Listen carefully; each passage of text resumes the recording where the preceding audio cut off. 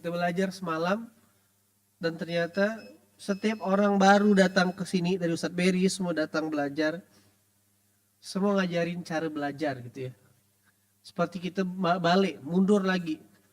Kayak orang baru masuk di sebuah tempat untuk belajar, baru masuk di sebuah organisasi. Karena benarlah adanya keberhasilan seseorang tuh salah satu faktor utama pendukungnya yaitu cara belajar. Kalau dia nangkap belajarnya dengan benar, maka mudahlah dia untuk mendownload atau untuk menangkap ilmu.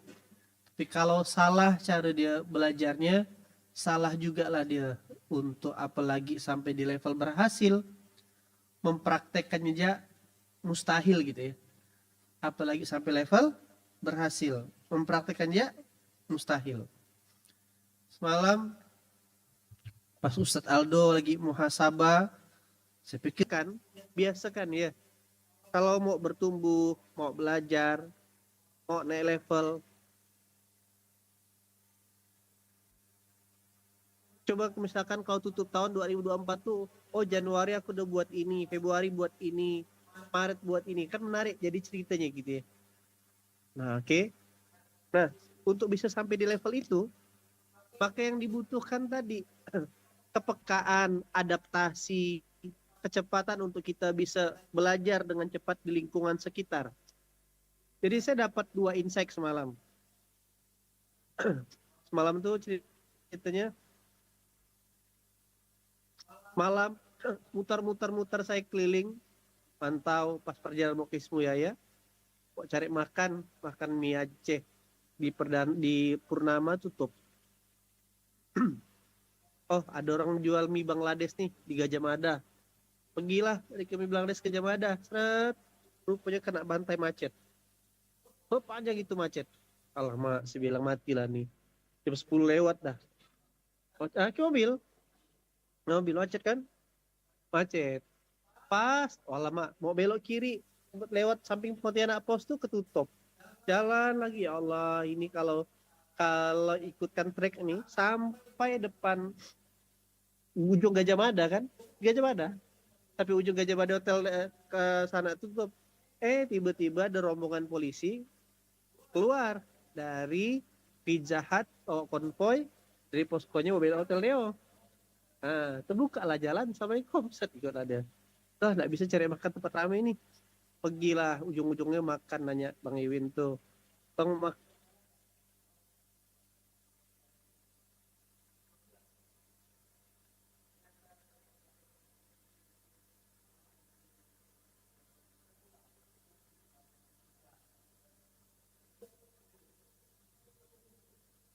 ngomong nggak sama Bang Mugi. Nah, persis nasihatnya sama antara Mugi dengan Habib. Gimana Gi? Ya Bang, gini, kata Mugi. Lalu saya bilang, Gi, orang tuh selalu berpikir hari ini krisis. Orang tuh selalu berpikir hari ini susah jualan. Pertanyaannya, bukan susah jualannya, bukan krisis, tetapi kita yang tidak adaptasi. Misalkan, Bang Ugi kan jualan herbal. Kira-kira orang sakit tuh, tidak ada kan di Indonesia? Orang yang butuh kesehatan tuh stop lah kira-kira. Cuman metode menyampaikan produk herbalnya yang sudah berbeda. Nah, Ugi yang 4 tahun yang lalu, yang saya kenalkan digital marketing dengan ilmunya Mas Yoyo, sekarang udah berubah. Gitulah bahasanya. Maka harus the new Mugi. Ya. Dah. Hah? Wifi-nya hilang. Ya, berarti. Dah. Oke, kedengeran? Lalu ngomong sama Bang Habib. Habib 2023 itu adalah Habib yang dielu-elukan sebagai anak daerah yang mengerti sound engineer. Nah, gitulah dia. Hebat ya Habib ya, bisa menguasai mixer. Kadang blender juga dia kayak gitu. Ya kan? Mixer bisa, blender juga bisa gitu kan. Tetapi kalau keahlian itu untuk sampai ujung 2024 udah enggak berlaku. Kenapa? Karena udah mau expire skillnya 2 tahun dah. Skillnya skill yang sama. Iya kan? Karena kalau mau 2024 nih skillnya sudah lagi bukan lagi hanya mengoperatingkan dari santri sebagai orang yang mengerti mengelola sound, tapi dari pengelola sound menjadi gimana masuk dalam deretan rental sound system terbaik di kota Pontianak. Bagaimana menjadi installer setiap sound system masjid. Menjadi praktisi, pembicara, expert. Ya kan, expertise the noise of the sound of the gitu lah. Nah, itu baru the new Habib. Baru akan keren. Ya, Bang? Nah, itulah maksudnya cerita 2 tadi itu, cerita tentang adaptif, tentang perubahan. Ketika kita tidak peka dengan perubahan, maka kita akan gitu-gitu aja. Emang ya? Nah, dan saya kasih rumus. Perubahan itu dimulai ketika cara paling mudah untuk berubah adalah menemukan jalan, menemukan wasilah, menemukan rujukan. Nah, jadi ketika seseorang hidupnya biasa-biasa saja, 2 tahun tak ada perubahan, maka yang harus dievaluasi pertama cara belajar. Oke. Yang kedua, cara belajar udah benar. Yang kedua, lingkungannya. Oke. Nah, 2 hal ini, cara belajar, lingkungannya, inilah yang disebut wasilah. Inilah yang Allah sebutkan di Quran, ya ayyuhalladzina amanu taqullah wabtaghu ilaihi wasilah. Wahai orang-orang yang beriman, bertakwalah kepada Allah, carilah wasilah. Nah, wasilah apa yang dicari? Wasilah wabtaghu ilaihi wasilah. Carilah wasilah yang mendekatkan dirimu kepada Allah. Wajahidu fi sabili, sungguh-sungguhlah dalam menjalankan wasilah itu. Kalau udah ketemu, la'allakum tuflihun, agar kau beruntung. Nah, jadi wasilah yang dicari ini adalah sesuatu yang membuat kita tambah dekat dan tambah taat sama Allah dan makin kagum. Iya ya. Jadi gini sudut pandangnya.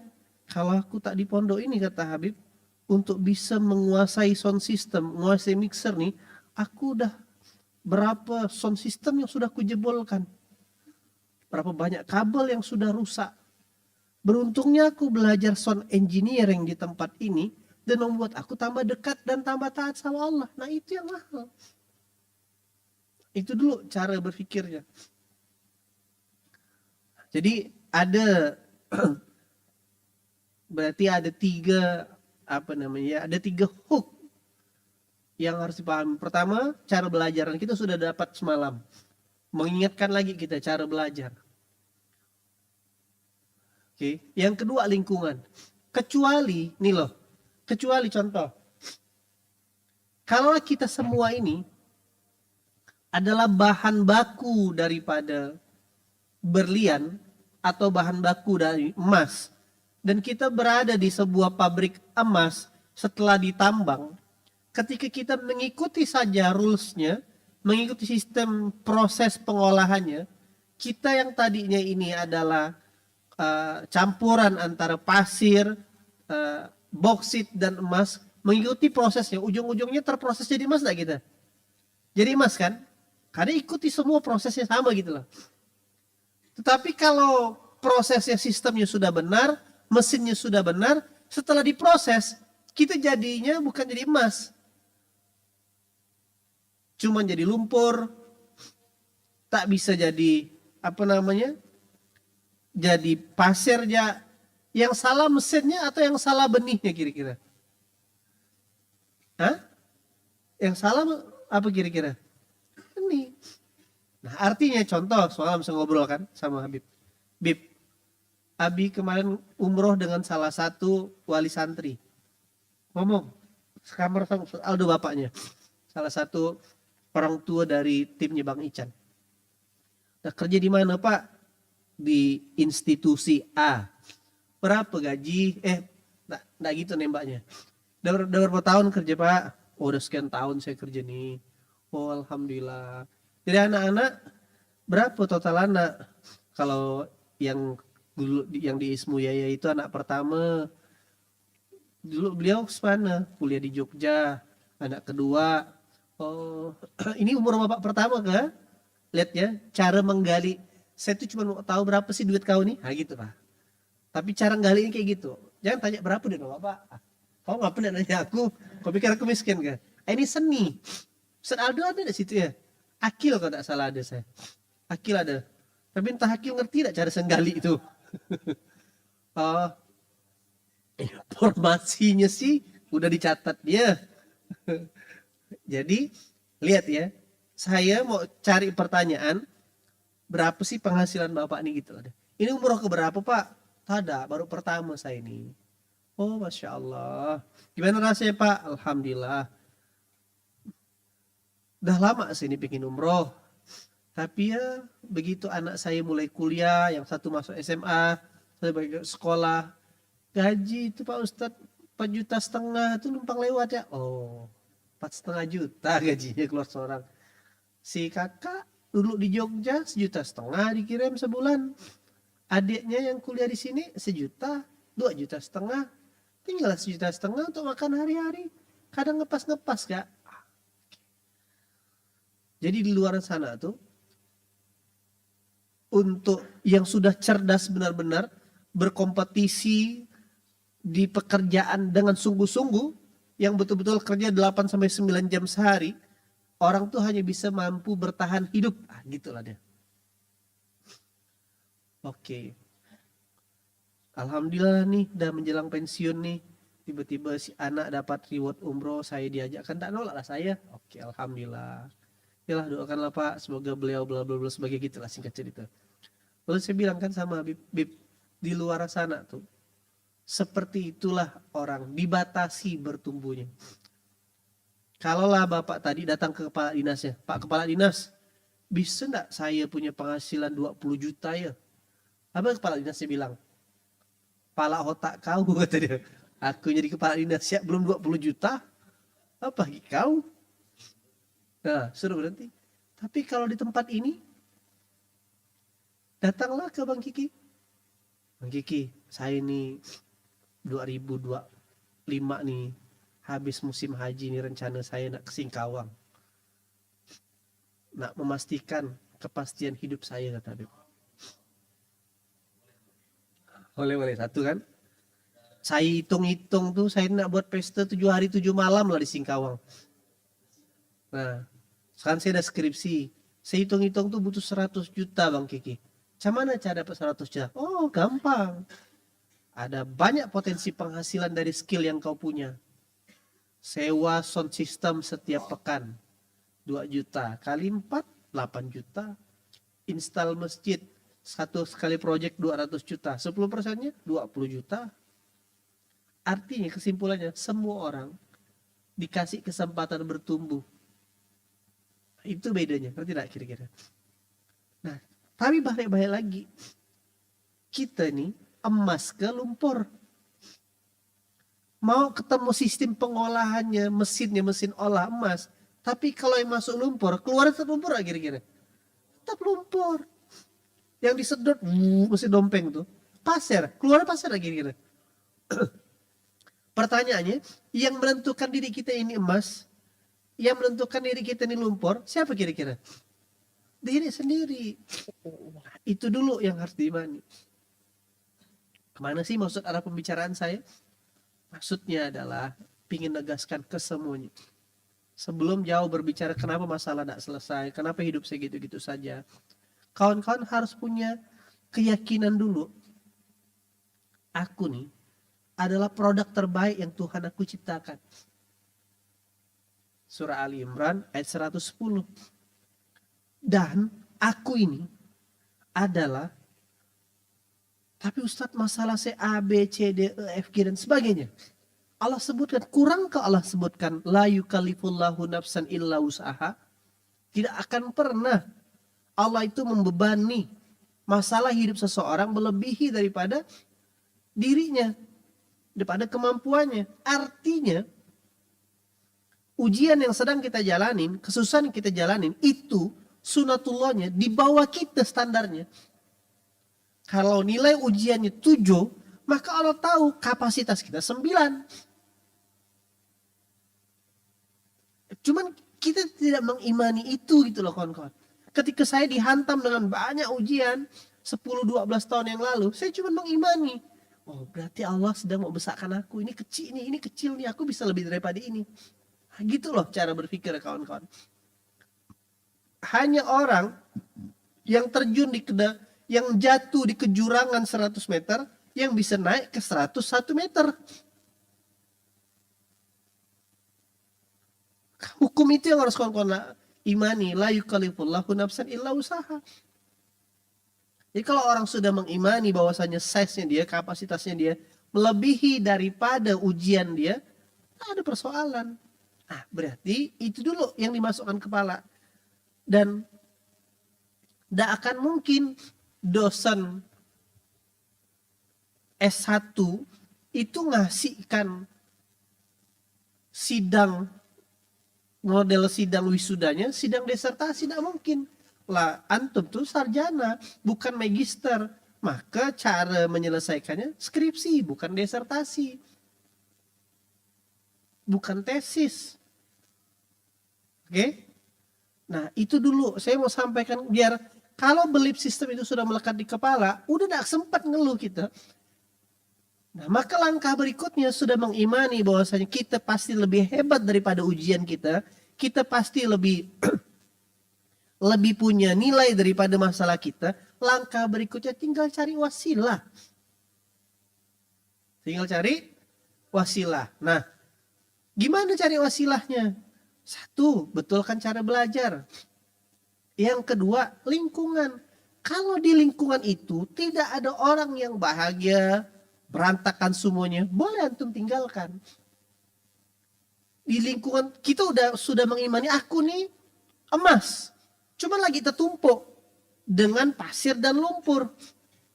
Berarti kan tinggal aku, bagaimana proses aku nih bongkahan atau kumpulan batu ini harus masuk ke mesin pengolahan tadi. Selama dia di luar, disimpan cuma di gudang, di stockpile, dia cuma jadi masih kumpulan batu atau kumpulan tanah. Kapan dia berubah jadi emas? Ketika dia masuk dalam proses pengolahan. Masalahnya kita udah masuk belum dalam proses pengolahan. Kecuali di pondok ini, di tempat ini, nauzubillah, di lingkungan ini, tidak kita temukan orang-orang yang punya kualitas hidup yang lebih baik. Tidak kita temukan orang yang mau berbagi pengetahuan. Maju ke depan, kita tengok orang lagi mabuk dengan lem fox misalkan. Ya kan? Yang belah kiri depan tuh rumah tuh. Nah, lewat sini mabuk kecubung misalkan. Sebelah sana geng narkoba. Berarti emang tak ada contoh di tempat ini gitu loh. Tinggalkanlah. Tapi contohnya banyak. Jangan-jangan mesin jadi kayak gini. Mesin pengolahan emas itu udah ada dah. Tapi yang mau kita tidak jadi emas, kita tidak masuk dalam mesin itu. Begitu cara berpikir ya kawan.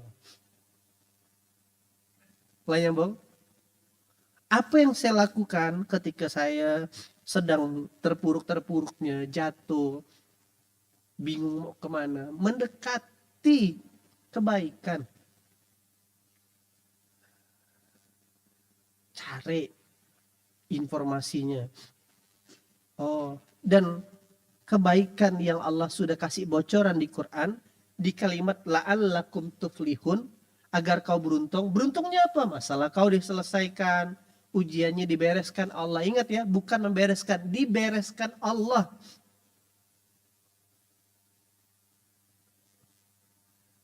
Berulang-ulang, mungkin antum kemarin juga dengar cerita Ustaz Lukman. Saya kasih sebuah cerita, dan udah pernah saya ceritakan. Ada seorang abang yang kerja di tempat lembaga keuangan. Ya, akhirnya dalam kesadaran dia paham itu riba. Karena bagian dia adalah mencari orang yang mau ngutang. Di waktu yang sama begitu dia paham tentang ini adalah sebuah dosa yang dilarang Allah, maka dia baru sadar kenapa anaknya lahir dalam kondisi sudah umur hampir 6 tahun tapi tak bisa berbicara, gitulah dia. Oke.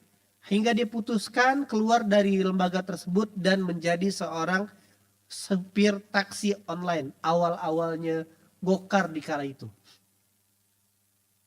Sampai satu ketika lagi semangat-semangatnya hijrah, lagi semangat-semangatnya belajar, dapat kabar anak yang umur 6 tahun ini udahlah keuangan mungkin menurun, secara hitung-hitungan keuangan menurun. Karena waktu kerja lumayan bonusnya. Tapi imannya lebih besar daripada ketakutannya, ingat ya. Imannya lebih besar daripada ketakutan. Wasilahnya apa? Wasilah hijrah. Wasilahnya apa? Wasilahnya ngaji. Itu wasilah.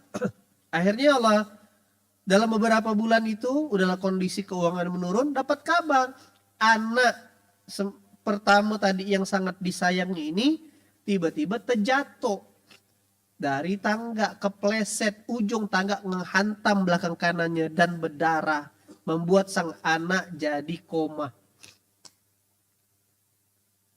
Dirawatlah, masuklah ke rumah sakit. Kan lihat tuh, ingat tadi rumusnya, tidak akan pernah masalah kita itu melebihi daripada kapasitas kita. Tidak akan pernah ujian kita tuh melebihi daripada kemampuan kita. Selalu kemampuan kita lebih tinggi, lebih besar daripada ujian yang Allah titipkan. Apa dampaknya? Setelah 2-3 hari beliau dirundung kecemasan, anak yang tadinya koma, terdiam di rumah sakit, 3 hari tak bangun-bangun, tiba-tiba ketika Allah takdirkan sudah melek matanya, ada sesuatu yang tidak biasa. Ada getaran, ada gelombang, ada bunyi yang tidak pernah terdengar selama 6 tahun. Apa bunyi itu? Papa, papa. Anaknya langsung bisa ngomong, Pak, sakit. Oke. Ternyata bocoran darah yang keluar dari kepalanya membuat tumpukan ini yang tersumbat dioperasi Allah secara langsung. Ternyata itu cara Allah membuat anak ini yang tadinya tak bisa ngomong, wasilah jatuh dari tangga, tiba-tiba jadi langsung bisa ngobrol. Alhamdulillah sekarang udah sehat besar anaknya. Ini kejadian lama 7-8 tahun yang lalu. Berarti ikhtiarnya dia atau Allah menyelesaikan ujian sendiri? Allah. Wasilahnya apa tadi? Dia hijrah, balik ke Quran. Gitu.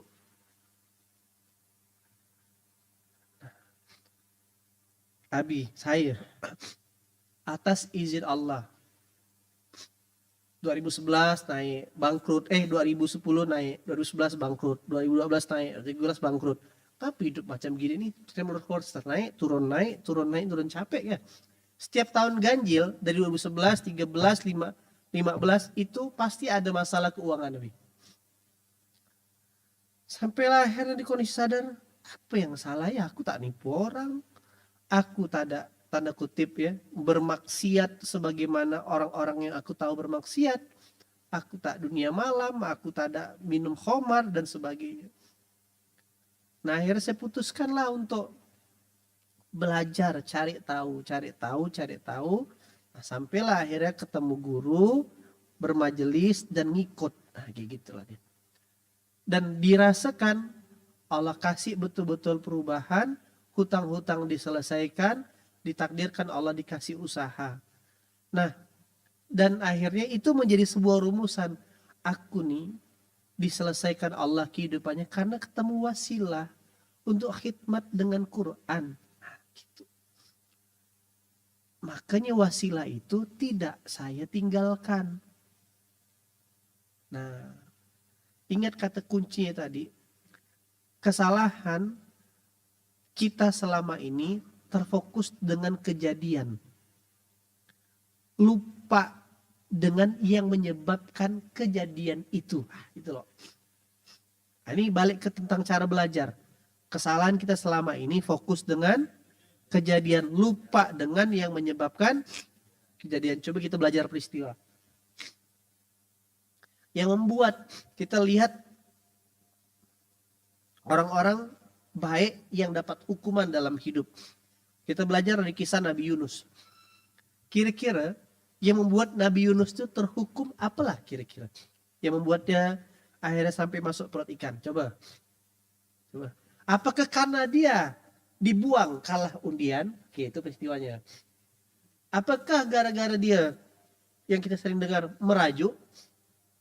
Nah, yang dulu kan kalau berasa peristiwa karena dia merajuk, tengah-tengahnya. Endingnya karena diundi berkali-kali, keluar nama Yunus, dibuang. Ayo, apa kira-kira? Merajuk. Sadar.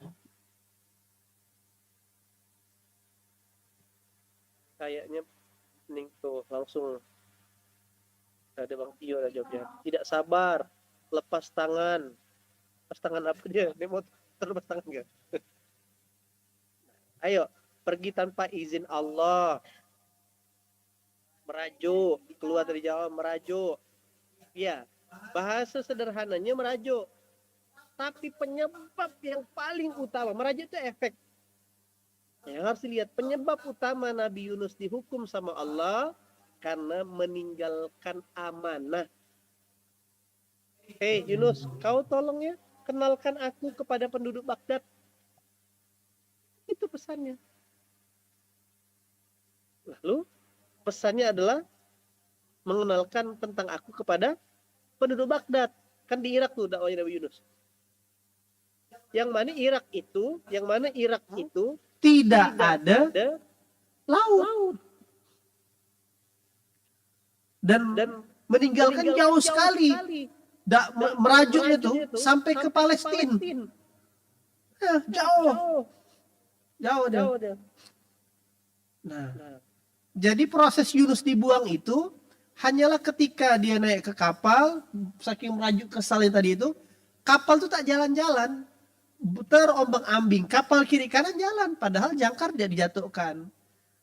Tetapi orang-orang di kapal tahu ini Nabi, tidak berani untuk buang. Yang Yunus tahu ini kan kemarahan aku nih, semua angin badai berputar.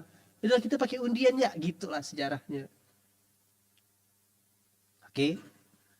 Dan akhirnya ketika Yunus masuk ke dalam, dibuang ke laut, langsung disambar dalam perut ikan 40 hari. Kira-kira 40 hari itu cuma diam ya ke Yunus kira-kira?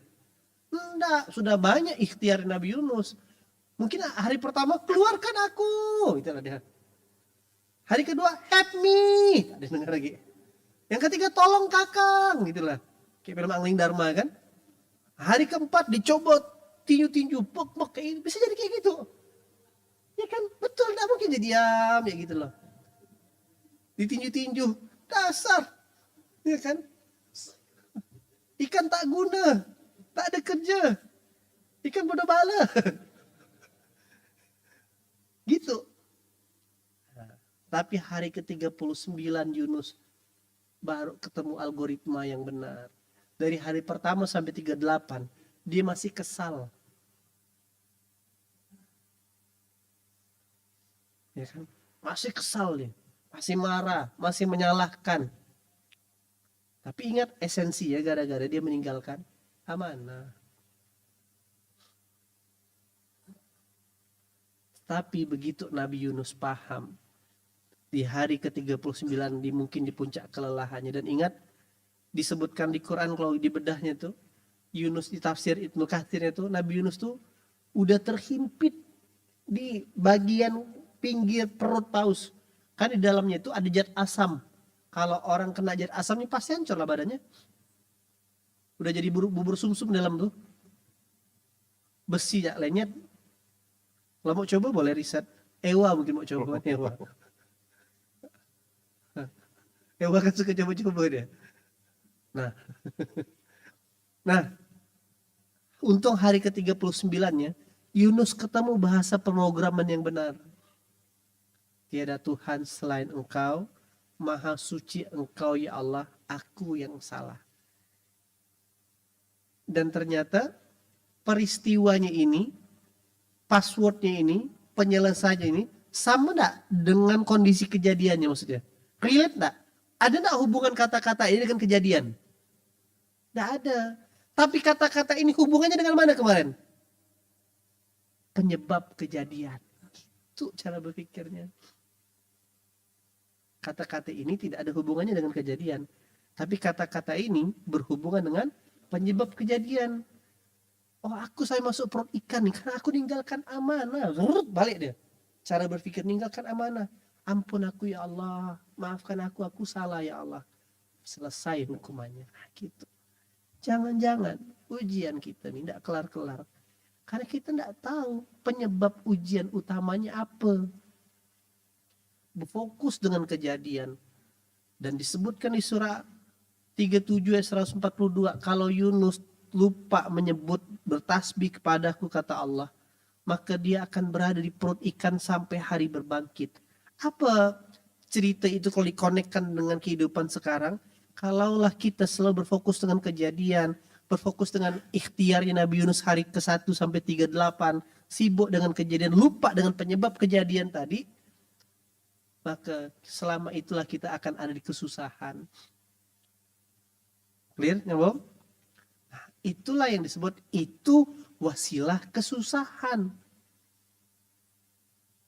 Ada namanya wasilah kebaikan.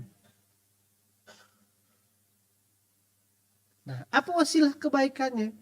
Ya kan? Nah, wasilah kebaikan yang kita bisa pelajari dari berbagai macam kisah, ya kan? Ketika dari kisah Nabi Yusuf kita bisa lompat. Apa yang membuat Yusuf dimuliakan Allah? Dia ketika dari awal, dari setiap kisahnya Yusuf, coba kon perhatikan. Dari pertama dibuang, habis itu dibuang masuk ke sumur, diambil sama saudagar, difitnah zina, memperkosa. Ada satu kesamaan semuanya. Sampai di puncaknya itulah wasilah kebaikan Yusuf. Puncaknya apa? Datang abang-abangnya kan. Dan akhirnya Yusuf tahu, kita sini semua, aku nih Yusuf, adik kita yang kalian buang. Tapi hari ini tidak ada hukuman akan kalian. Apa? Hah? Oke, apa lagi? Memaafkan. Sampai masuk penjara kan tak terbukti Yusuf yang memperkosa. Tapi tak dia mau tuntut, kamu tuntut balik ke Zulaikha. Tak ada. Nah, jadi kawan-kawan nih, saya ingin bangun kesadaran, harus cari tahu apa wasilah kesusahan saya, apa wasilah kebaikan dalam hidup saya. Nah, jangan ulangi yang menyebabkan wasilah kesusahan kita, terus upgrade wasilah yang mendatangkan kebaikan dalam hidup kita. Banyak di antara kita tak paham teori ini, maka jadinya nabrak-nabrak terus, berantakan hidupnya. Dia lupa. Coba lihat tadi itu. Bukan karena Yunus merajuknya, meninggalkan amanah. Kalau dalam bahasa dunia korporasi, dalam dunia bisnis, amanah kau nih suruh tempat A. Tapi kan Pak susah Pak, tim saya begini, urusan kau lah, kan kau udah aku gaji. Gitulah bahasa kerennya. Tapi kan pengikutku gini ya Allah, lalu sebagainya. Kau kan aku angkat jadi nabi. Urusan kau lah mikirnya gimana. Itu teknis, kau yang paling tahu. Ingat tentang wasilah itu. Point of view-nya itu kawan-kawan. Wasilah kita jadi susah. Jadi bukan tentang kejadiannya. Nabi Adam, salah ke dengan makan buah khuldi? Kalau buah khuldi itu bikin mati, habis makan buah khuldi mati Nabi Adam. Jadi apa yang buat Nabi Adam terhukum jadi sebenarnya? Tidak taat. Tidak amanah. Maka sekarang kita balik lagi di kondisi relate kita sekarang. Ingat. Contoh, misalkan apa yang membuat Ilham disorot dapat hadiah umroh? Apa berarti wasilahnya? Kebaikan. Apa kebaikan detail yang dikerjakannya? Laksana peduli, berkemas. Oke. Nah, kalau level 1 ilhamnya yang merasakan kebaikan. Level 2-nya dia akan berpikir gimana orang lain merasakan keajaiban.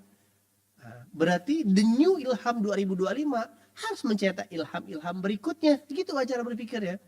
Kalau cuma ilhamnya hulu hilik, dah tahu tak keren dia. Gitu. Dia sudah masuk ke level apa hulu hilir, ke hulu ke hilir. Bolak-balik itu loh. Itu bahasa waktu saya kuliah di London. Hulu hilir. Ya. Lama di London saya itu. Jadi coba ingat-ingat. Nah, terus gini. Kan perintahnya gini ya. Perintahnya kan gini, yang mau saya sampaikan adalah saya ingin ngajak kawan-kawan tuh menemukan keberuntungan hidupnya. Itu kata kuncinya. La'allakum tuflihun. Dengan format yang Allah sudah sebutkan, wa betahu ilaihi wasilah. Disuruh cari wasilah itu. Ada enggak di Google wasilah tuh? Kan itu wasilah tentang perintah Allah ya. Wasilah yang mendekatkan kepada Allah. Masih ingat enggak macam mana caranya buat mendapatkan petunjuk itu? Satu, sehingga enggak? 3 cara untuk mendapatkan petunjuk. Istikharah. Yang kedua, istisyarah. Yang ketiga, istiftah. Satu istikharah, karena kita bukan level wali Allah. Kalau Bang Bejo bolehlah. Wallahi Bejo. Nah, kalau level wali Allah yang keimanannya zikirnya kuat, ya silakan. Tapi yang paling mudah sebenarnya satu level keimanan, satu level kecerdasan, dia bisa baca. Oh maksudnya. Saya dari 3-4 bulan terakhir ini selalu istisyarohnya saya itu kan doanya baru gini, ya Allah. Ternyata doa 4 bulan yang lalu, dan ingat sekali lagi. Kalau kemarin kan saya pernah nyampaikan biar kawan-kawan enggak salah. Saya itu doanya enggak pernah mendikte Allah. Kan itu pernah narasi yang saya sampaikan. Tapi begitu 4-5 bulan itu dapat hikmah kan. Belajar lagi. Ya Allah, pinjam kekayaanmu triliunan ya Allah. Bersih, potong pajak, potong zakat, semuanya. Biar apa? Biar bisa bangun masjid, bisa bantu anak yatim. Dah. Tentu kalau kita ingat algoritma doa, setelah berdoa temukan perintah. Ini istisyarohnya nih. Udah berkali-kali ternyata pertama ketemu sama Ustaz ngomong ke Beri. Ai itu Bang, kata Beri, tak pernah menutup mata tidur sebelum melakukan sholat sunnah, minimal witir.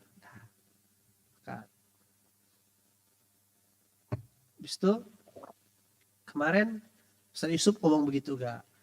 Kemarin Ustaz Sam di panggung juga ngomong gitu gak? Habib Anis gak? Habib Anis ngomong gitu gak? Oke. Inilah istisarohnya. Sholat penutup, sholat malam. Nah. Terus lagi coba, memang walaupun tantangannya, kalau sholat malam penutup insya Allah bisa dikejar. Saya kemarin lagi ngebedah, tentu sehebat-hebatnya Nabi Sulaiman, yang saya juga menjadi sebuah idola gimana Nabi Sulaiman itu punya kekuasaan. Lebih hebat ayah yang mencetak Sulaiman, Nabi Daud.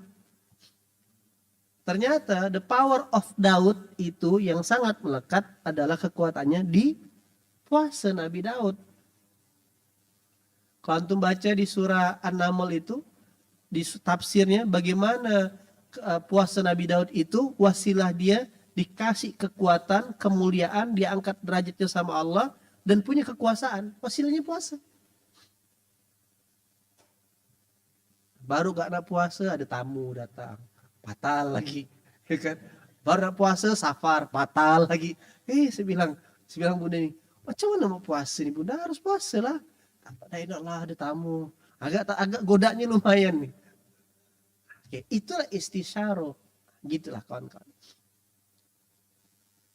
Oke, di level-level kita yang newbie, yang paling mudah namanya istifta. Datang ke guru. Cuman lah cara saya betulkan hidup saya ini. Ente pergi ke ketok magic biar betulkan berarti. Cara yang mudah tuh kayak gitu. Nah, saya kan ini udah saudara, saya anggap anak, keluarga, tidak perlu lagi saya edit. Yang tidak disebut jangan baper, yang disebut atau teringat jangan juga kepedean gitu lah maksudnya. Jadi biar tidak edit gitu loh. Nah, ingat tadi ya, ada wasilah yang mendatangkan keburukan, ada wasilah mendatangkan kebaikan. Wasilahnya tadi itu adalah jalan yang membuat kita makin dekat sama Allah, yang kayaknya tidak ada nyambungnya dengan apa yang kita harapkan. Ingat gitu loh cara berpikirnya.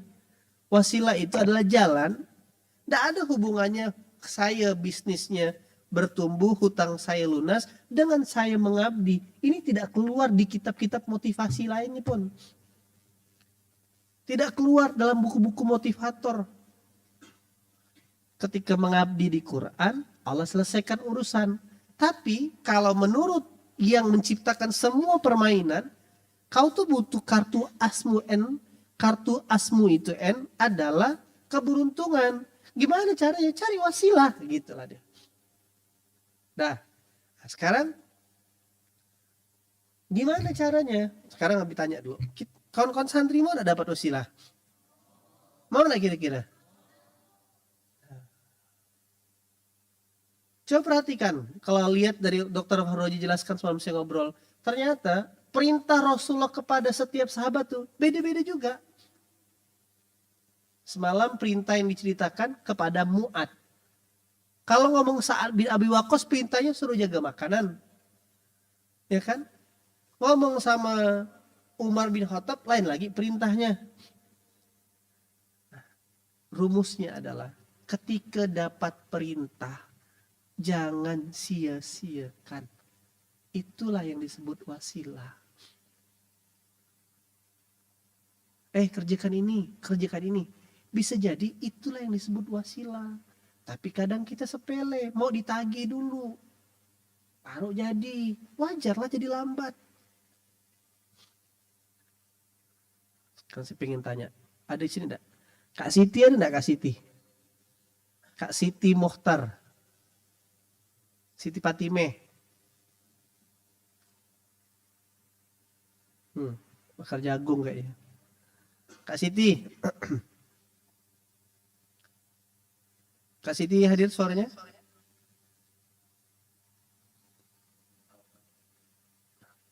Ya, mic-nya nggak bisa. Kok nggak bisa? Siane. Coba cari mic yang bisa. Pakai mic masjid kok ke. Nah, sebentar ganti device. Kita belajar. Kita tunggu Kak Siti ya. Termasuk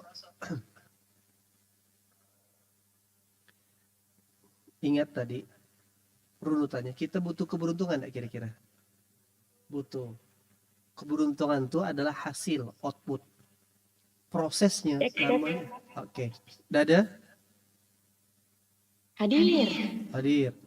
Oke, saya bahas teorinya dulu. Biar ini objektif. Biar kajian ini kawan-kawan ngerti. Keberuntungan itu namanya apa tadi? Output. Wasilah itu namanya proses.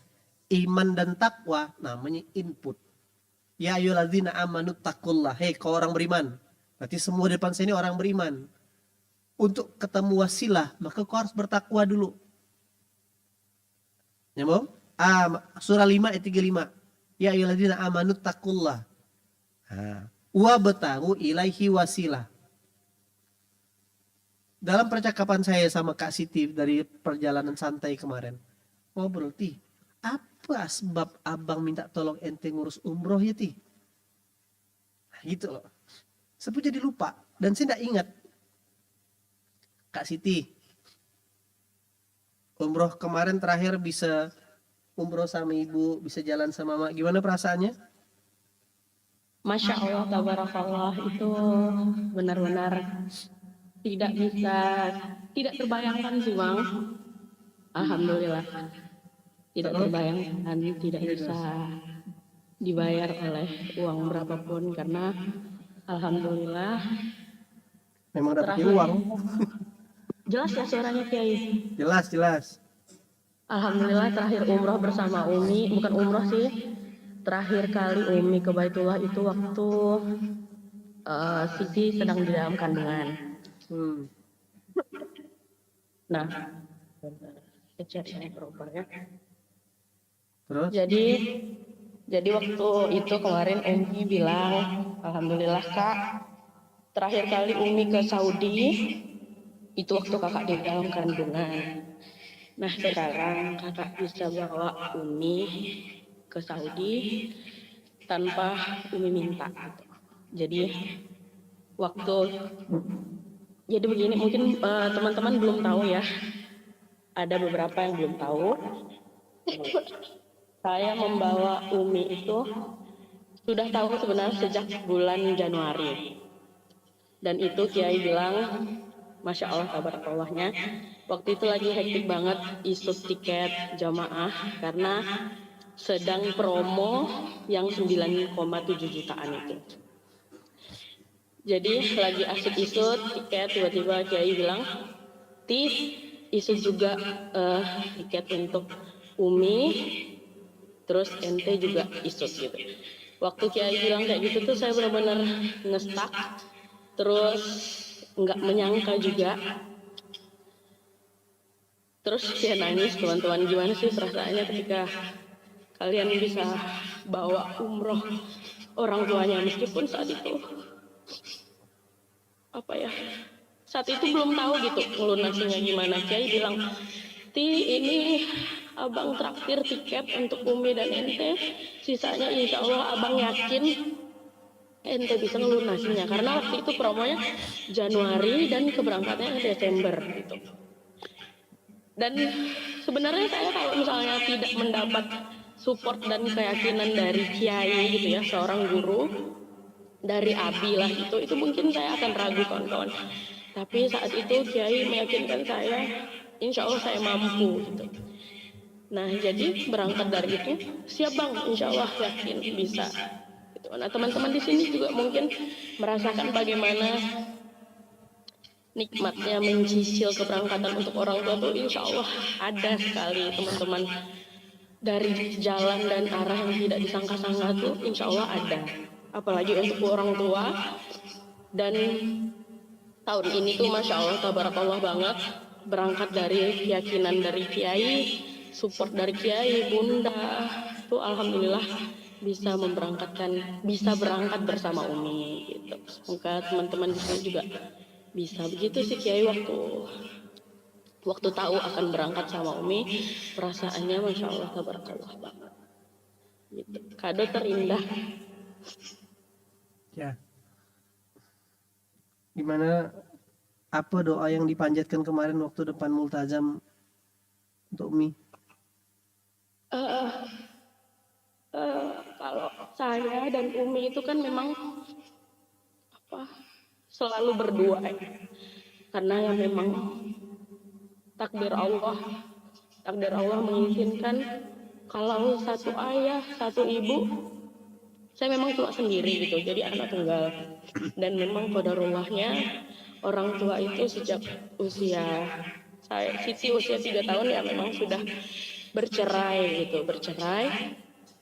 Dan ya mulai dari umur usia 3 tahun sampai sekarang yang Siti punya cuma Umi, yang Umi punya cuma Siti gitu ya, meskipun adalah silih berganti pasangan hidup Umi gitu. Tapi yang dipanjatkan saat doa di Baitullah adalah Waktu itu Kiai bilang ya di tawaf wada, sebelum tawaf wada, itu momen yang paling mengesankan gitu. Waktu malamnya sebelum tawaf wada itu kan Siti dan Kak Dahlia tuh ada bersama Kiai ya. Terus ya ceritalah kami ini santri-santrinya Abi dan Bunda. Terus akhirnya Kiai bilang, Siti coba nanti di depan Ka'bah gitu. Siti yang berdoa, Umi yang aminkan gitu. Itu kan. Akhirnya waktu tawaf wada itu Siti praktekkan itu dan memang pecah sekali. Kalau teman-teman mau umroh sama orang tuanya bisa banget melakukan itu. Jadi kita teman-teman yang berdoa, terus orang tua yang aminkan karena memang aminnya orang tua itu dahsyat sekali. Terus apa sih doa yang benar-benar Siti panjatkan? Yang Siti waktu itu pengen banget dan Siti doakan berkali-kali adalah selain minta ampunan untuk Siti dan kedua orang tua, Siti bilang sama ya Allah ampunkan dosa Siti, dosa kedua orang tua dan suami mulai dari lahir sampai wafat nanti, doa guru-guru juga. Terus habis itu Siti bilang sama Allah, ya Allah satukan Siti sama Umi di surga Firdaus nanti.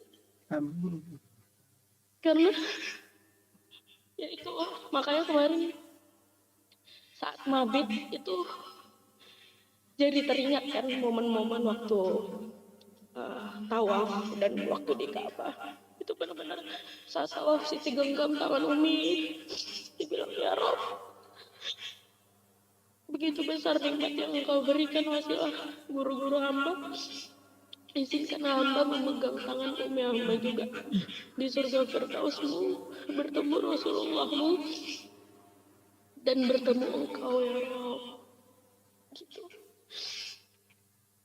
Begitu Kiai. Itu doa yang sangat amat Siti panjatkan.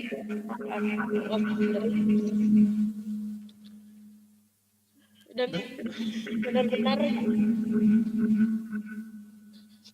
benar-benar di Siti bilang ya Rob kali ini wasilah Abi dan Bunda engkau izinkan hamba dan Umi saya berangkat umroh ya semoga kelak wasilah hamba hikmat juga saya bisa memberangkatkan keluarga Kiai sekeluarga umroh haji dan teman-teman di Ismo ya juga merasakan nikmatnya umroh bersama orang tua terutama ibu. Begitu. Insya Allah. Kalau dihitung-hitung Kak Siti, berarti umroh terakhir dan umroh yang keberapa dah? Saya pernah ngitung Kiai, sama Umi juga bahkan. Alhamdulillah. Udah berapa kali berangkat berarti Kak Siti? Ini sudah keempat. Pakai duit kan semuanya? Enggak, sepeser pun enggak. Bahkan, Masya Allah, tabarakallah, kalau dihitung-hitung tuh kalau kita konversikan lah ya kan anak-anak muda zaman sekarang suka mengkonversikan semuanya dengan uang. Jadi ini tuh keberangkatan keempat, keberangkatan saya umroh plus Turki 16 hari, keberangkatan kedua umroh plus Turki juga tapi yang 12 hari, terus yang ketiga umroh Ramadan, yang terakhir umroh yang Desember ini, yang mana 3 umroh ini tuh dikonversi ke uang tuh di atas 30 juta dan saya tidak mengeluarkan uang sama sekali, plus umroh terakhir bisa bawa Umi gitu. Oke.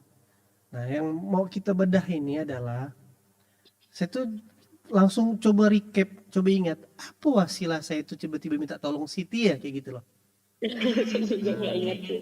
Coba Kak Siti anda ingat Ti, apa wasilah Abi minta tolong Ti ini uruskan ini gitu loh. Ingat saya umroh pertama tuh 2020 yang saya manage sendiri. Habis itu Ti tolong Ti isutkan ini. Lupa yang sama ijab sama itu tuh umroh pertama Iya. kan. Dan itu waktu itu pertama kali 2022. 2020 sebelum Covid. 2020 sama Pak Ijab. Terus kan saya minta tolong kan Siti, minta tolong ngurusin tiketnya, minta tolong ini dan sebagainya. Masih ingat enggak? Kok tiba-tiba di antara sekian banyak saya tuh minta tolong Siti gitu Pak, enggak minta tolong Bejo. Ingat enggak? Nggak ingat. Nggak ingat kan? Tetapi, nah satu hal yang boleh diambil, yang saya ambil adalah ketika saya memerintahkan dan minta tolong Kak Siti waktu itu, Kak Siti tuntas ngerjainnya. Itulah kata kuncinya. Itulah yang maksudnya istifta. Itulah maksudnya wasilah. Nah, begitu dia tuntas ngerjakan, orang-orang komplain dia, aku ini kan tak dikasih duit sama Kiai, aku kan tak dibayar, tak berhitung, tapi tetap dikerjakan dia. Karena marah-marah, udah selesai Kiai, udah selesai isu tiket, saya cuma minta bantu ini ngarapin data itu aja. Yang ngisutnya tetap saya waktu itu kan, Ki. Saya ngisutnya karena belum tahu, enggak tahu apa-apa Kak Siti. Freeze lagi dah. Cek. Lancar Kiai. Jadi saya cuma minta tolong itu kawan-kawan. Sampailah umroh pertama bulan apa Kak Siti?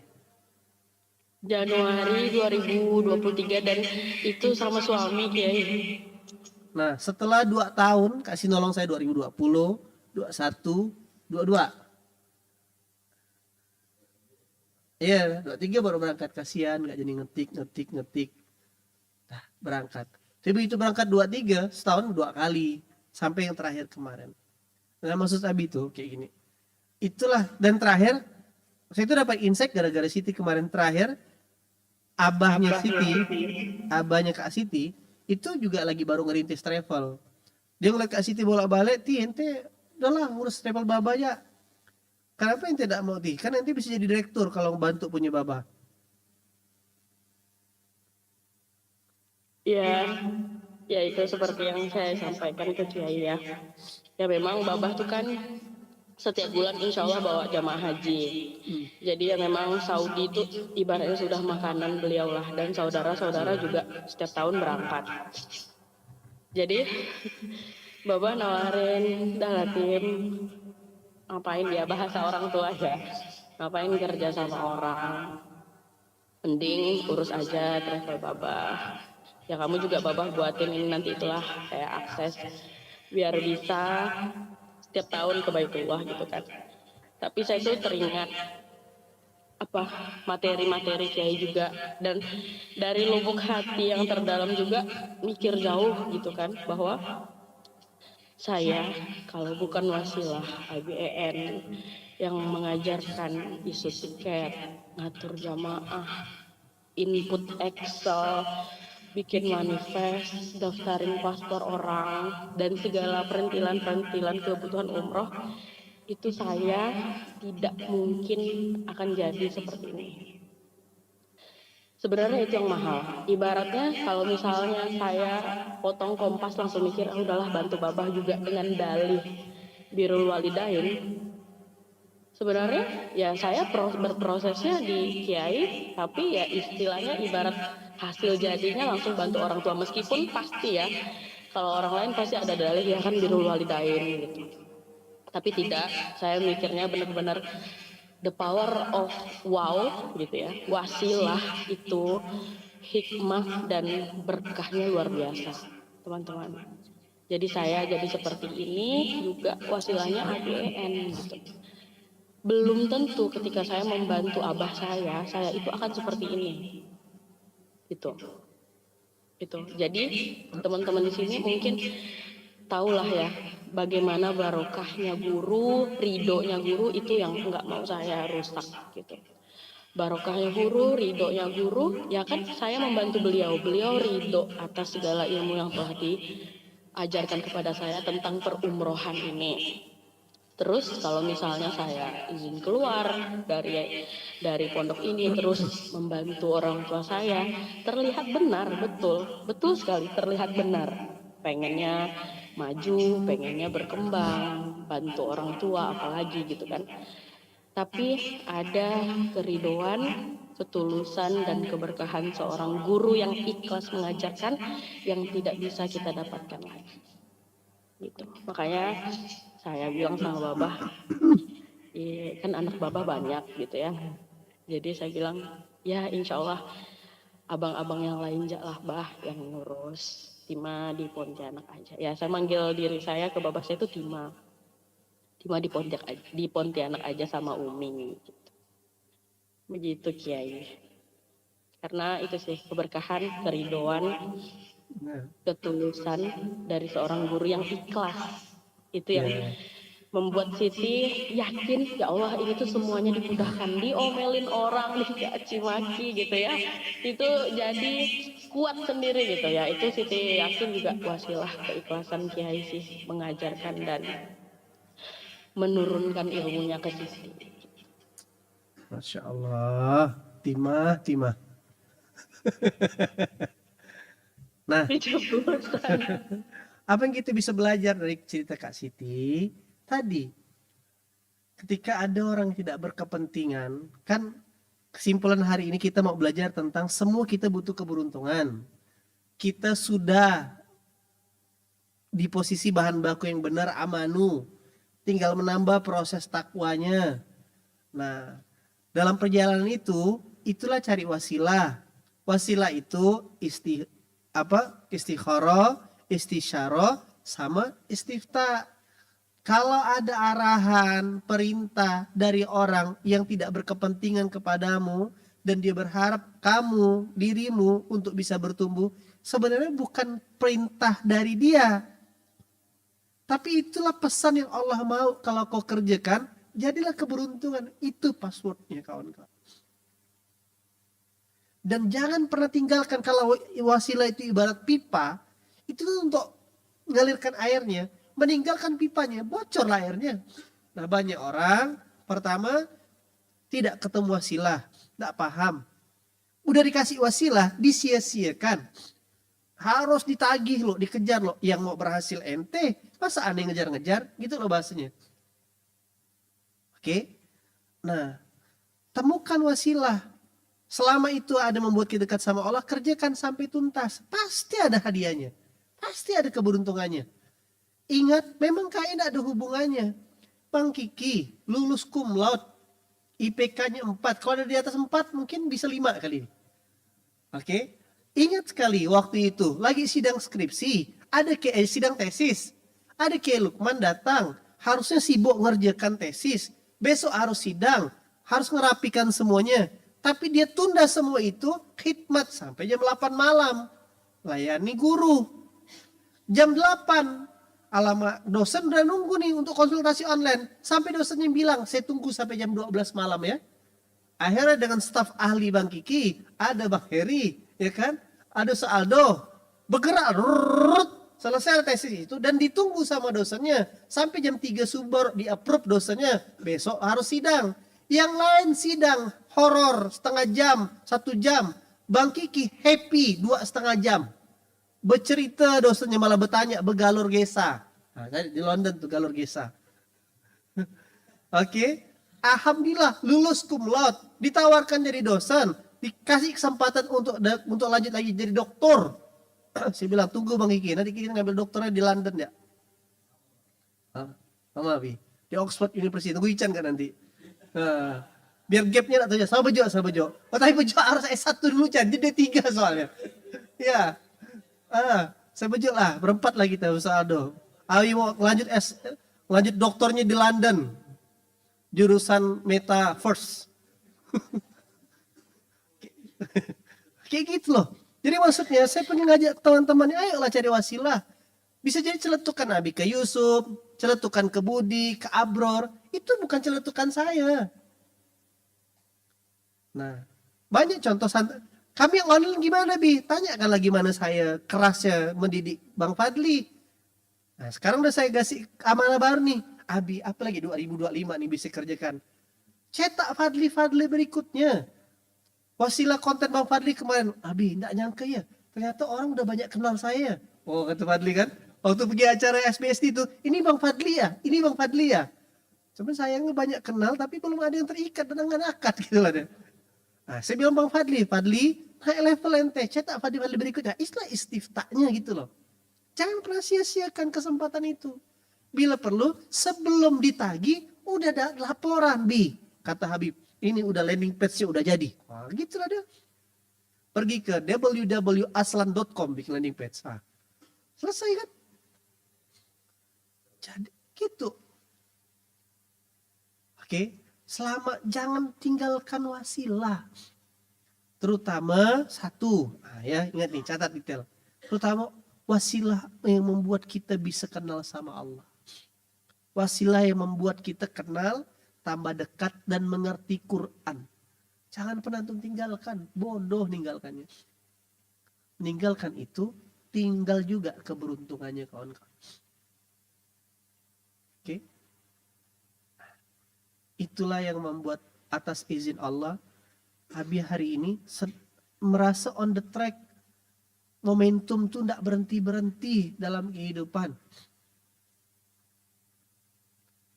Gitu cara ngelihatnya. Justru merugilah. Ini kan salah cara persepsinya. Awas jangan ketemu ABN. Nanti kita dikasih ide lagi. Takut ketemu Abi dikasih ide. Salah lah. Nah, justru merugilah. Kalau hari ini di posisi kita, tak tahu kita ini ngapa. Berugilah kalau kita yang sebenarnya adalah emas, tapi tak pernah diproses, tak pernah masuk dalam mesin pengolahan emas itu gitu loh kawan-kawan. Karena semua murid-murid yang hari ini muncul dalam dunia pendidikan atau hebat, pasti adalah yang dipercaya, diamanahkan sesuatu oleh gurunya. Itu ya perintahnya. Nah, makanya orang-orang Gaza berdoa. Para mujahid, orang-orang Hamas doanya, ya Allah, pakailah badan aku ya Allah. Pakailah tubuh aku ya Allah. Begitu. Ya. Jadi kita semua tidak akan pernah ketemu beruntungan kalau tidak pernah ketemu apa? Wasilah. Nah, gitulah dah cara berpikir. Temukan wasilahnya. Temukan wasilahnya. Itulah jadi jalan Allah selesaikan semua urusan hidup kita kawan-kawan. Nah, gitulah dia. Selamat menemukan wasilah. Ingat 3 cara tadi. Dan untuk sampai kepada itu, inputnya dulu yang harus dibetulkan. Amanut takullah, beriman dan jadilah hamba yang takwa. Begitu jadi hamba yang takwa, maka dia akan bisa dimudahkan untuk mencari wasilah. Tapi ya takwa ya, udah kawan-kawan catat dari materi-materi sebelumnya. Sadar akan Allah, ya kan? Begitu kawan-kawan yang dirahmati Allah pagi hari ini. Selamat menemukan wasilah. Selamat menemukan petunjuk Allah dalam kehidupan kita. Semoga ingat jangan fokus dengan kejadian. Fokuslah dengan sang perancang kejadian. Kalau mau urusan diselesaikan. Kalaulah hidup saya ini hanya sekedar mikirkan perut saya, rumah, kendaraan sendiri, pasti capek dan saya sudah pernah lewati. Catat ya. Kalau hidup ini hanya sekedar, jadi gini, tenaga kita ini tidak akan pernah bisa sampai untuk bisa menikmati kenikmatan hidup. Karena terbatas. Berapa besarlah kemampuan kita.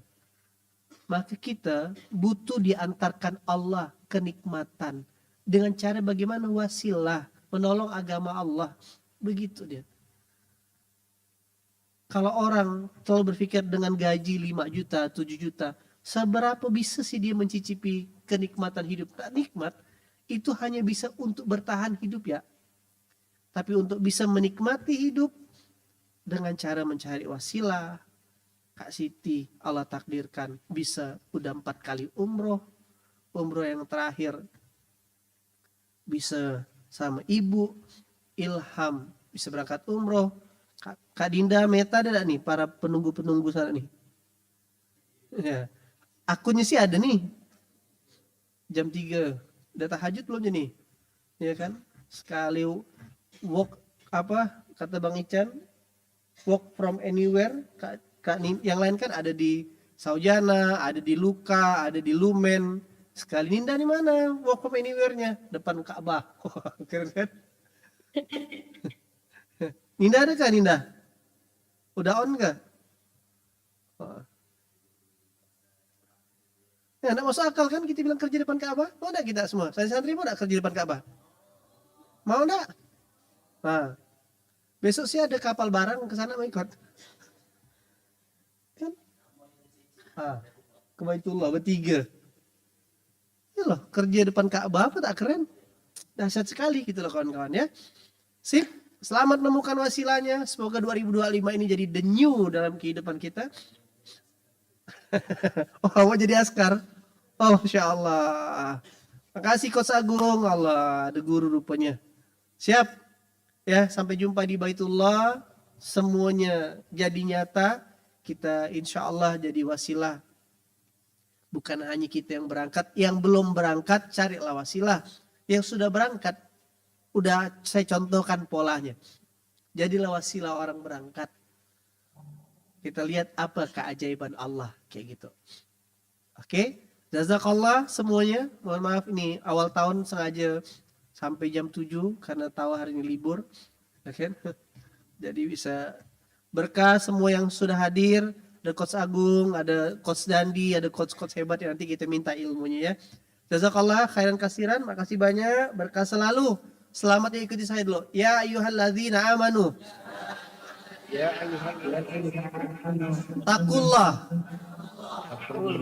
Wabtagu ilaihi wasilah wajahidu fi sabilillah la'allakum tuflihun. Wahai orang-orang yang beriman, bertakwalah kepada Allah, carilah wasilah untuk mendekatkan diri di jalan Allah. Sungguh-sungguhlah dengan wasilah tersebut agar kau beruntung.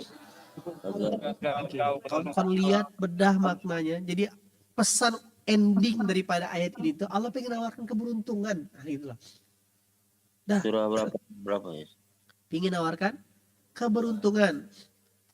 Sebentar ya, saya pengen menunjukkannya. Biar terakhir kawan-kawan nih. Ini. Sebentar semalam. Biar makin percaya dahsyatnya. Kalau kerja pakai wasilah tuh. Terakhir. 3 menit. Nih. Oh, libur ke? Oke. Saya ini pengusaha teman-teman. Pengusaha tuh dikatakan hebat tuh kalau punya banyak aset ukurannya, betul? Untuk bisa punya banyak aset tuh rumusnya cari produk, jualan, dapat untung, kumpulkan duit, baru beli aset. Panjang lah kira-kira? Panjang sekali asetnya. Nah, apalagi di zaman sekarang, kalau orang-orang tahun 90-an yang bisnis kayu memang punya banyak tanah. Tapi di zaman sekarang persaingannya ketat gitu loh. Tapi ternyata wasilah surah Ar-Ra'd, surah Al-Ahzab ayat 27 yang kita dawamkan. Coba kita teman-teman perhatikan ya.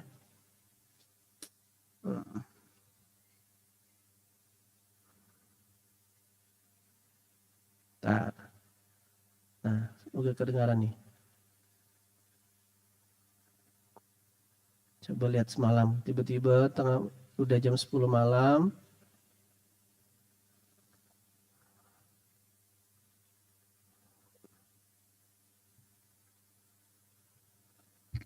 Betul gak sih? Oh, di sini jalan. Yai izin, telepon lagi sibuk nggak Yai? Kebetulan saya lagi di Bojonegoro, ada bawa Syekh Habib Syah. Nah beliau kan dapat sama istrinya ya, istrinya orang Indonesia teman saya namanya Mbak Dian. Nah beliau dapat tugas dari kedutaan Maroko itu untuk membawa 5 orang perwakilan dari Indonesia untuk tampil nanti untuk festival Maroko di bulan April. Nah kebetulan mereka ini nyusul saya ke Bojonegoro. Nah akhirnya ketemu sama salah satu pengusaha di Bojonegoro yang kebetulan kawan saya dekat juga. Beliau punya usaha restoran dan penginapan gitu. Nah ngobrol-ngobrol, insya Allah salah satu penampilan nanti yang akan dikirim ke Maroko adalah dari beliau gitu. Islami ya ini ya, penampilan Islami kayak gitu. Tradisional perform Islami. Besok Kamis insya Allah mau perform, mau lihat perform. Gak sengaja sebenarnya itu insya Allah sudah diperjalankan sama Allah. Nah ngobrol-ngobrol, beliau kemarin sempat ke Madaniyah di Bogor katanya. Pengen ini pengusaha linglung. Sudah capek katanya. Punya usaha ini itu. Pengennya sudah lebih ke akhirat. Kurang lebihnya kayak gitu. Nah, pengen mendidik anak-anak yatim yang sekarang beliau punya itu di sini ada 160. Tadinya mau mengadap apakah Madaniyah itu bisa dibuka di Bogor supaya bisa mendidik anak-anak itu yang dari mentalnya itu dari penerima menjadi musinin, menjadi para muwakif. Saya bilang ini selaras insya Allah. Nah, pengen anak-anak dididik dengan era digital. Saya langsung nyambung ke Ismuhu Yahya. Coba saya teleponin. Ini saya bilang, Pak Mu, ini selaras dengan perjuangan kami, insya Allah. Saya dengan Ismuhu Yahya itu kebetulan dekat sekali. Beliau coba nanti saya koordinasikan sama kiainya di sana. Siapa tahu beliau bisa ke sini. Lah monggo Pak, kalau misalnya beliau bisa menghandle ini nanti usaha sama ini. Monggo, saya sudah capek soalnya ngurusin duniawi katanya. Mohon arahan ya, semoga bisa. Beliau berharap katanya kalau misalnya ada pondok yang memang sanggup untuk mengurus kakek bengeknya usaha beliau di sini yang bisa dipasrahin untuk bisa menghidupkan di sini supaya anak-anak yatim ini akhirnya punya talent gitu. Silahkan, saya akan serahkan usaha saya kayak gitu kan. Nah, yang mau diserahkan tuh ini. Saya mau cari pengusaha linglung lainnya. Tenang aja, banyak pengusaha linglung aja. Nah, itu yang mau diserahkan. Hotel, restoran. Nah,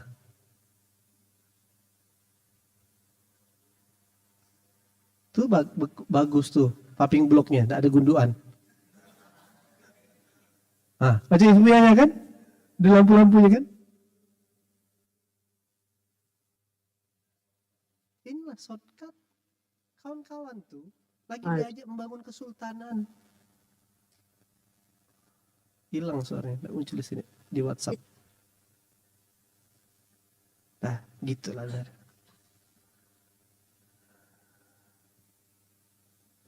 Jadi Kiai kata dia, semua usaha restoran dan hotelnya mau diserahkan, yang penting itu diakadkan untuk mengelola anak yatim. Oh, Anda ketemu sama orang yang tepat. Nanti ada teman saya, Bang Ican, tim auditor eksternal yang akan memvalidasi berapa pahala yang akan diberikan. Nah, kira-kira Bang Bejo dah ke Lampung, Bang Ican ke Jogja. Ada dua lagi nih, Boyolali, Bojonegoro. Nah, dari Pontianak, dari Kuburaya, menyapa Nusantara. Sesuai enggak mimpi saya? Saya mau di akhir hayat saya 1 minggu nengok Bejo di Lampung. Macam mana, Cok? Pindah lagi, geser nengok Ican di Boyolali, Negeri. Geser lagi nengok Kak Wawan di Lombok. Geser lagi. Bukankah itu beautiful pensiun? Betul nggak? Mau ikutan nggak kira-kira? Melu akora. Nah, gitulah deh kawan-kawan. Wasilah. Nah, wasilahnya apa? Dan besok lah saya bahas wasilah. Kok tiba-tiba langsung dapat hadiah itu semalam? Nah, wasilahnya, keluhnya sih menemankan guru terlambat. Iya, setelah habis geser tuh. Langsung meletup. Ya, dah gitu ya. Dan ini pola. Ini pola buat semua orang. Pengusaha linglung masih banyak di luar sana yang butuh kita bantu luruskan. Banyak. Saya udah capek ngurus bisnis Kiai kayak gitu loh. Nah, jadi yang Abi contohkan kawan-kawan ini shortcut, lompatan hidup. Antum tidak perlu lagi merangkak, guys. Jadi berangkat umroh kayak setiap tahun kayak Kak Siti itu mudah bagi Allah. Berangkat umroh 3 bulan kayak Cece Dahlia pun mudah. Mau setahun pun di sana bisa jadi TKI. Gitulah dia. Apalagi jadi gampang hidupnya. Jadi yang bikin ribet karena kita tidak pakai aturan dia, pakai aturan kita, habislah sudah. Gitulah dia. Oke, makasih banyak. Semoga keajaiban datang dalam kehidupan teman-teman. Fokuslah dengan keberuntungan. Ulang-ulang renungi ayat ini ya. Renungi ayat itu berulang-ulang. Aman yang dikerjakan. Oke, aku udah beriman centang. Apa takwa yang gue kerjakan centang. Oh, aku sudah ketemu wasilahnya centang. Pesan surat wasilah wajah hidup sungguh-sungguh centang. Nah, tinggal tunggu aja keberuntungannya. Ulangi terus pola itu. Tak ada yang tidak mungkin. Tak ada yang tidak mungkin. Begitulah dia. Buat para jomblo, dapat pasangan kaya raya, soleh, pintar dan sebagainya. Mudah bagi Allah. Betul tak sah? Yang penting iklan masih 2 juta. Masih aman tuh. Gampang sekali. Nah, berkah selalu. Makasih banyak. Selamat liburan. Tetaplah bermalas-malasan sampai keberuntungan itu datang. Assalamualaikum warahmatullahi wabarakatuh. Wah, tanyakan Bang Dani bagaimana bisa nginap di kamarnya UAS. Dani, Fotografer tidur di kamasnya Ustadz Abdul Somad di Hotel Santika Binta BSD. Sementara UASnya balik ke rumah.